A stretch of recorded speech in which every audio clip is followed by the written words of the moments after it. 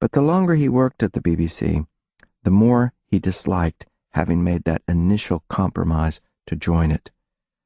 He realized that there were several things about the job that really rubbed him the wrong way. He disliked, for example, being part of any kind of bureaucracy.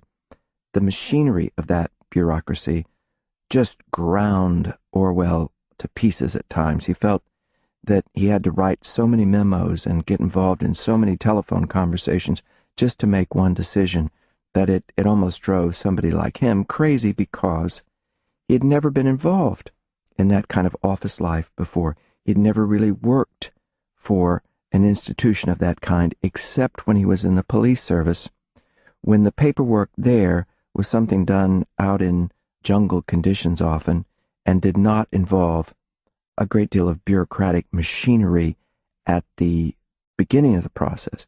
As it worked its way back to London, it would become more and more bureaucratic, but when he was a young man, Orwell didn't have to bother with all of that. Now, in London himself, engaged in this great enterprise of broadcasting to India, he suddenly felt himself flooded with paper, memos, all kinds of contracts, things that had to be done to schedule people to do recordings, all of that sort of thing. It became very difficult for him to deal with it. He had been used to having his freedom. Here he was losing his freedom, and one of the reasons he was losing it is that he was being required to go at someone else's pace. He was being required to work at a pace that simply wasn't to his liking at all, and he understood somehow he had to get out of this. There was also the problem that he was involved in real propaganda, and he knew it.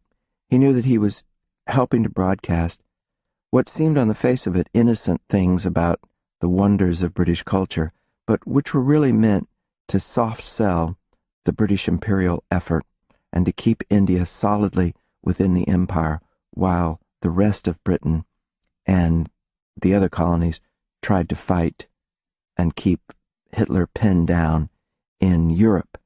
So there was a real feeling here that, yes, he might be telling Indians about wonderful things in British culture, but it was ultimately to serve a political end that Orwell himself didn't particularly approve of. He thought India should be its own ruler. It should not be ruled by faraway colonial bureaucrats in London.